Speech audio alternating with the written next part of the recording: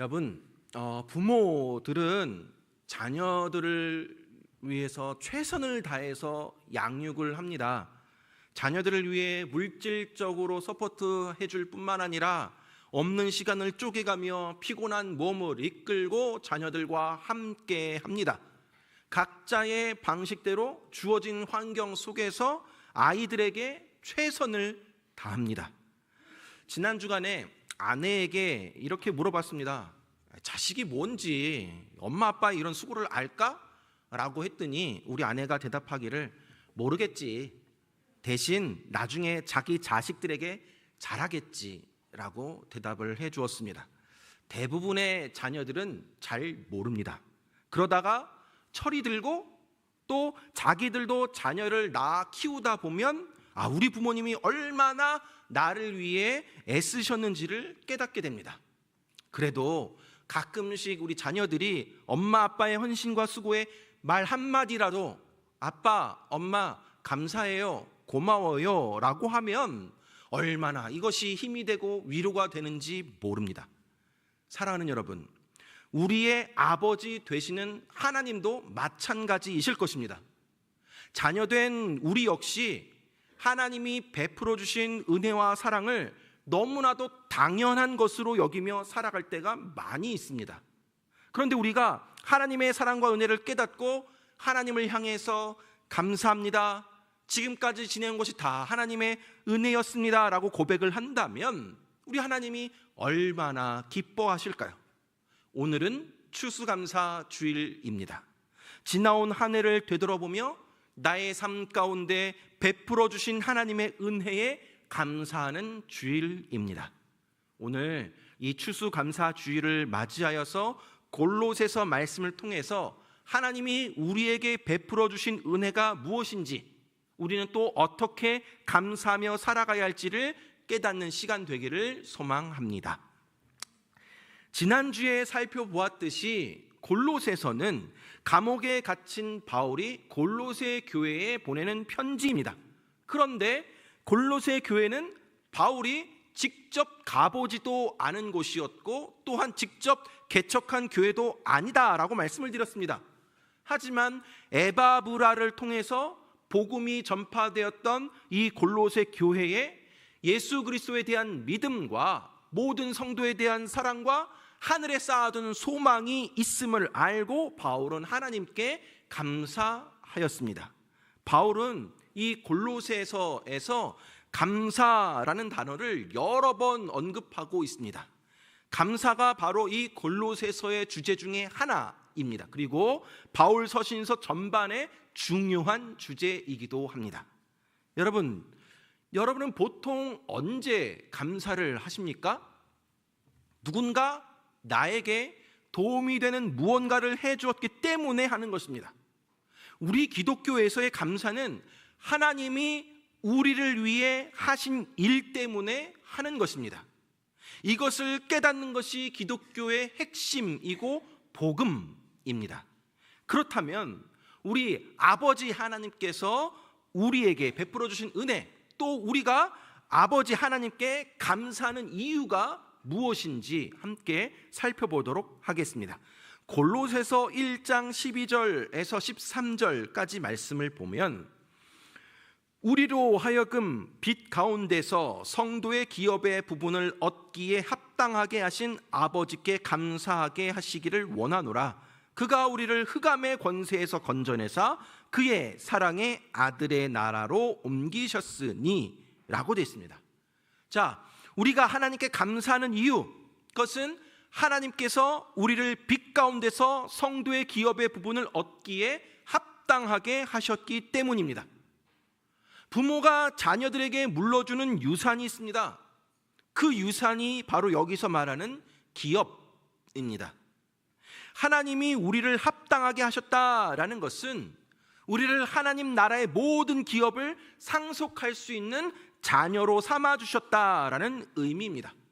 하늘과 땅의 주인이신 하나님이 우리에게 그 모든 것을 기업으로 받는 상속자로 합당하게 해주셨다라는 것입니다. 하나님이 우리의 재능이나 우리의 성격이나 인품이나 우리의 미래를 보고 하신 것이 아닙니다. 우리가 율법 잘 지키고 헌신하고 봉사하고 헌금 많이 냈다고 해서도 아닙니다. 우리가 예수님을 믿는 순간 자격 없는 우리를 합당하게 하신 것입니다. 하나님이 자격 없는 우리를 합당하게 하시고 하늘과 땅에 복을 내려주셨습니다. 그러기에 우리는 감사하고 감격합니다. 세상 사람들은 조건이나 환경, 상황이 갖추어질 때 감사하지만 우리는 형통하든지 고난이 있든지 어느 때든지 하나님이 행하신 일을 떠올리기만 하면 감사하는 그러한 삶을 살아가는 것입니다.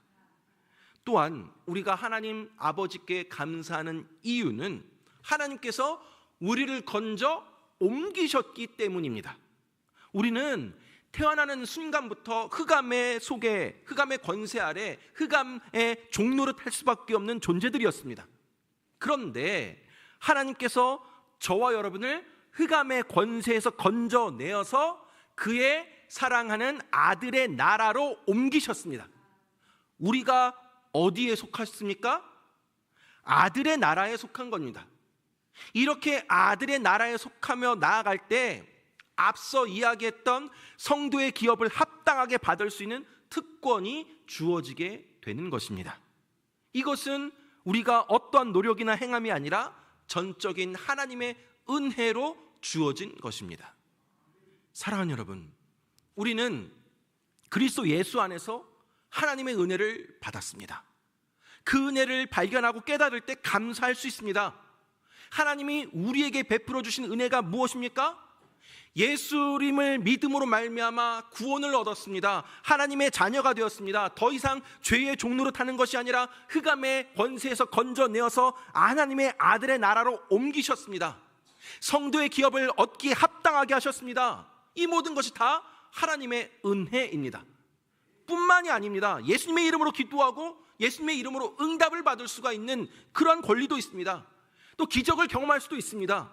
우리에게 있는 것 중에 그리스도 예수의 이름으로 말미암지 않는 것이 아무것도 없습니다. 하나님의 은혜로 인하지 않은 것이 전혀 없습니다. 하나님께서 우리를 위해 행하여 주신 이와 같은 일들로 인해 우리는 하나님께 감사하는 것입니다. 자, 그렇다면 우리는 하나님 앞에 어떻게 감사하는 삶을 살 수 있을까요? 첫 번째로 그리스도의 평강이 너희 마음을 주장하게 하라입니다. 오늘 본문 15절 말씀 보면 그리스도의 평강이 너희 마음을 주장하게 하라. 너희는 평강을 위하여 한 몸으로 부르심을 받았나니 너희는 또한 감사하는 자가 되라 라고 되어 있습니다. 바울은 오늘 본문에서 그리스도의 평강이 너희 마음을 주장하게 하라 라고 하였습니다. 그리스도의 평강은 예수님께서 주시는 평강 혹은 예수님 때문에 생기는 평강이라고 할 수 있습니다. 그렇다면 그리스도의 평강이 무엇입니까? 요한복음 14장 27절 말씀에 보면 이렇게 나와 있습니다. 평안을 너희에게 끼치노니 곧 나의 평안을 너희에게 주노라. 내가 너희에게 주는 것은 세상이 주는 것과 같지 아니하니라 라고 되어 있습니다. 예수님께서는 너희는 마음에 근심하지도 말고 두려워하지도 말라라고 말씀하십니다. 예수님께서 주시는 평안은 세상에서 주는 평안과 같지 않다, 다르다라는 것이죠.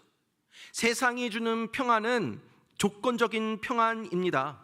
여러 가지 조건들이 충족이 되었을 때 거기에서부터 오는 평안함입니다.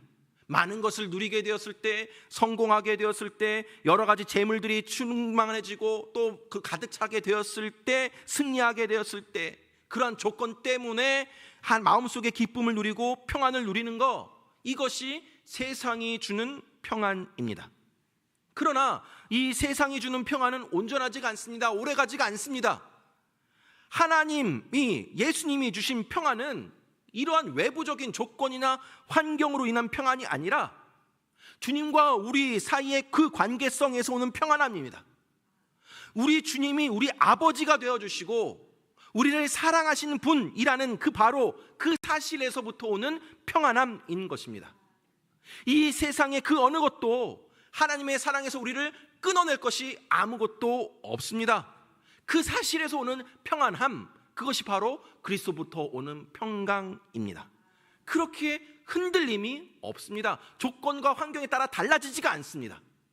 사랑하는 여러분, 우리는 한 치 앞도 내다볼 수 없는 삶을 살아가기 때문에 늘 불안하고 염려와 근심이 많습니다.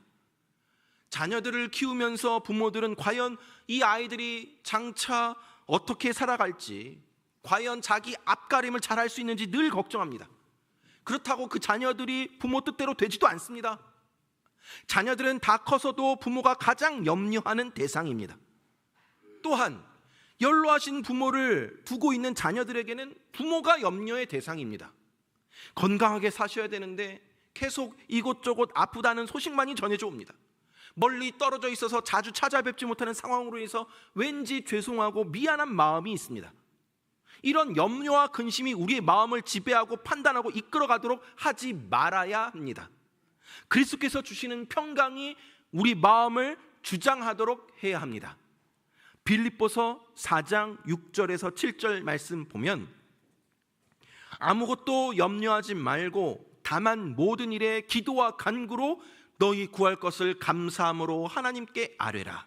그리하면 모든 지각에 뛰어난 하나님의 평강이 그리스도 예수 안에서 너희 마음과 생각을 지키시리라. 아멘. 여러분, 우리가 할 일은 아무것도 염려하지 말고 다만 모든 일에 기도와 간구로 우리가 구할 것을 감사함으로 하나님께 아뢰는 것뿐입니다. 그렇게 기도함으로 모든 지각에 뛰어난 하나님의 평강이 우리의 마음과 생각을 지키시고 주장해 주시는 것입니다. 외부적인 염려와 근심이 침입해 오지 아니하도록 하나님의 평강이 우리 마음과 생각을 붙들어 매어 지켜 주십니다. 그리스도의 평강이 우리의 마음을 주장하게 될 때에 우리의 마음은 무너지지 아니하고 깨어지지가 않습니다. 그리스도의 평강이 우리의 마음을 주장하게 하여서, 우리의 마음을 지배하게 하여서 어떤 상황이든 어떠한 환경이든 마음이 평안하고, 더 나아가 어떠한 상황이든 하나님 앞에 감사할 수 있는 저와 여러분들 되기를 간절히 바랍니다. 두 번째로, 그리스도의 말씀이 너희 속에 풍성히 거하게 하라 입니다. 오늘 보면 16절 말씀 보면, 그리스도의 말씀이 너희 속에 풍성히 거하여 모든 지혜로 피차 가르치며 권면하고 시와 찬송과 신령한 노래를 부르며 감사하는 마음으로 하나님을 찬양하고 라고 되어 있습니다. 바울은 그리스도의 말씀이 너희 속에 풍성히 거하여야 한다라고 합니다. 그리스도의 평강이 우리 마음을 주장하게 하려면 우리 안에 그리스도의 말씀이 풍성하게 거해야 합니다. 우리가 읽고 배우는 이 말씀 안에는 앞서 말씀드렸듯이 하나님이 누구신지, 하나님이 우리를 위해 행하신 일은 무엇인지, 앞으로 우리를 위해 하실 일들은 무엇인지에 대한 내용들이 다 이 성경 그리스도의 말씀 안에 기록되어져 있습니다. 십자가의 사랑과 구원의 은혜가 기록되어 있습니다. 이러한 그리스도의 말씀이 우리 안에 풍성하게 거하게 있을 때 우리는 어떠한 상황에도 감사하며 찬양할 수 있습니다. 사랑하는 여러분, 우리의 일상에서 맞이하게 되는 문제와 사건들을 어떻게 바라보느냐에 따라서 우리의 입술에 감사가 나오느냐 아니면 원망과 불평이 나오느냐가 달라지게 됩니다. 우리 안에 말씀이 채워지고 말씀이 우리 안에 충만하게 되면 우리는 새로운 눈을 가지게 됩니다. 세상을 바라보는 시각이 달라집니다. 말씀이 우리 안에 채워지면 모든 지혜로 피차 가르치는 일들이 일어납니다. 시와 찬송과 신령한 노래가 터져 나옵니다. 그리고 감사하는 마음으로 찬양을 하게 됩니다. 말씀이 채워지면 그때부터 예배가 시작이 되는 것입니다. 말씀으로 인해 하나님이 누구신지를 알게 되고 하나님의 말씀이 내 안에 충만하게 채워지니까 내 입술에서는 찬송이 터져 나오게 되는 것입니다. 그리스도의 말씀이 우리 안에 가득 채워져서 우리의 생각과 언어와 행동이 다 달라지고 감사하는 마음으로 하나님을 찬양하게 되는 저와 여러분들 되기를 간절히 바랍니다. 마지막으로 무엇을 하든지 말에나 일에나 다 주 예수님의 이름으로 하라 라고 되어 있습니다. 17절 말씀 보니까 또 무엇을 하든지 말에나 일에나 다 주 예수의 이름으로 하고 그를 힘입어 하나님 아버지께 감사하라. 자, 바울은 우리가 무엇을 하든지 말에나 일에나 다 주 예수님의 이름으로 하라 라고 합니다. 범사에 감사하라 라는 뜻입니다. 또한 범사에 감사할 때 주 예수님의 이름으로 하라 라는 것이죠. 바울은 지금 로마 감옥 안에서 이 편지를 쓰고 있습니다. 그러나 바울은 그의 서신에서 끊임없이 감사를 말하고 있습니다. 환경은 열악하고 힘든 상황 속에서 감사하게 하는 그 힘은 다르다라는 것이 있습니다. 바로 그리스도 예수 때문인 것입니다. 바울은 그를 힘입어 하나님께 감사라고 합니다. 우리는 우리의 힘으로 감사할 수가 없습니다. 하나님의 힘이 우리에게 주어져야 감사할 수 있고 하나님이 우리를 도와주셔야 할 상황을 도와주셔야지 우리 모든 상황을 뛰어넘는 감사가 나올 수 있는 것입니다. 예수님이 나를 위해 고난당하시고 죽기까지 나타내셨던 그 사랑을 생각할 때에 어떠한 경우에든지 감사할 수 있게 되는 것입니다. 감사의 있고 없음은 바로 은혜에 달려 있습니다. 십자가의 은혜를 받으면, 십자가의 그 사랑을 깨달으면, 그것을 누리게 되면 감사하는 사람이 되는 것입니다. 그러나 그 은혜가 없으면, 그 은혜가 메마르면, 그 은혜를 너무나도 당연한 것으로 여기면 감사는 사라지고 원망과 불평이 차고 넘치게 되는 것입니다. 이것이 바로 그를 힘입어 하나님 아버지께 감사하라 라는 뜻입니다. 사랑하는 여러분, 우리 그리스도인의 감사는 주변의 환경이나 조건과 상황에 있지 않습니다. 예수 그리스도 안에 진정한 감사가 있습니다. 바울은 오늘 본문에서 그리스도의 평강이 너희 마음을 주장하게 하라 라고 전한 다음에 하나님께 감사하는 자가 되라 라고 합니다.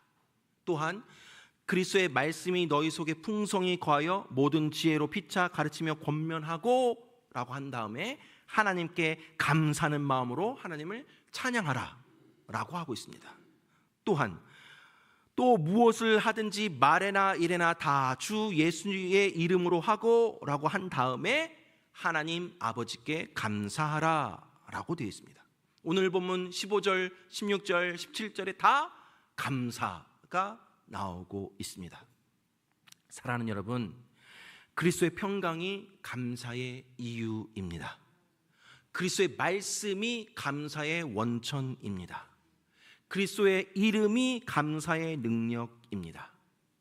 예수 그리스도의 평강으로 인해 감사하고, 예수 그리스도의 말씀을 통해 감사하고, 예수 그리스도의 이름으로 감사하시기를 바랍니다. 언제나 예수님 안에서 하나님께 감사하는 사람으로 살아가는 저와 여러분들 되기를 간절히 바랍니다. 말씀을 맺도록 하겠습니다.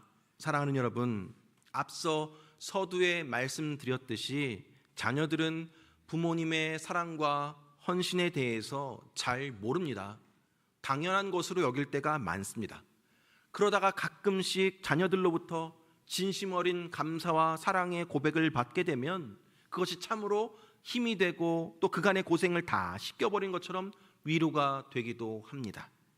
사랑하는 여러분, 여러분은 아버지 되시는 하나님의 은혜를 잘 알고 계십니까? 그 하나님이 앞에서 나는 얼마나 마음을 담아서 감사의 고백을 하고 있습니까? 하나님은 우리를 빛 가운데서 성도의 기업의 부분을 얻기에 합당하게 하셨고, 흑암의 권세에서 건져내어서 그의 사랑의 아들의 나라로 옮기셨습니다. 이것은 그냥 이루어진 것이 아닙니다. 우리의 힘이나 공로로 이루어진 것이 아닙니다. 하나님께서 우리를 사랑하셔서 그의 하나뿐인 아들을 이 땅 가운데 보내시고 우리의 죄를 대신하여 십자가에 못 박혀 죽기까지 하심으로 우리를 구원하시고 당신의 자녀로 삼아 주신 것입니다. 하나님의 전적인 은혜와 예수 그리스도의 십자가의 사랑으로 말미암아 우리에게 주어진 선물입니다. 그러나 우리들은 그 하나님의 엄청난 은혜를 받고도 너무나도 당연한 것으로 여길 때가 많이 있습니다. 사랑하는 여러분, 지금까지 지내온 것이 다 하나님의 은혜입니다. 우리가 잘나서 얻은 것이 아닙니다. 하나님이 일방적으로 우리에게 허락하신 축복의 은혜입니다. 여러분, 지금까지 내가 가정을 유지해 온 것은 내가 성격이 좋아서가 아닙니다. 하나님의 은혜입니다.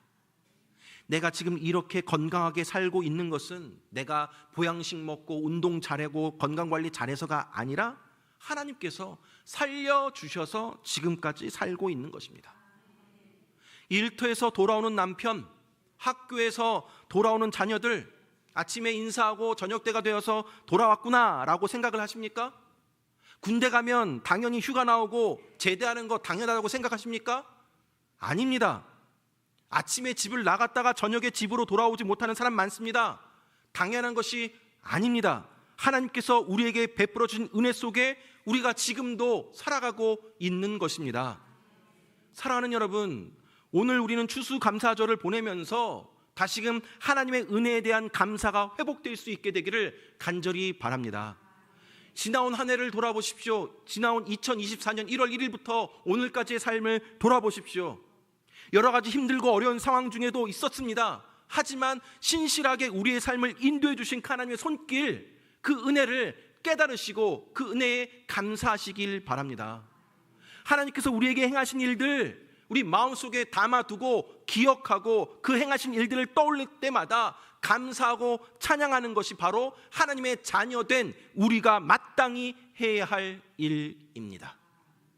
사랑하는 여러분, 그리스도의 평강이 우리의 마음을 주장하게 하여서 어떠한 상황이든지 마음이 평안해지고 더 나아가 어떠한 상황인지 감사할 수 있는 저와 여러분들 되길 바랍니다. 그리스도의 말씀이 우리 안에 가득 채워져서 우리의 생각과 언어와 행동이 달라지고 감사하는 마음으로 하나님을 찬양하는 저 여러분들 되길 바랍니다. 마지막으로 무엇을 하든지 말에나 일에나 다 주 예수의 이름으로 하고 그를 힘입어 하나님께 감사하는 저와 여러분들 되길 주님의 이름으로 축원합니다.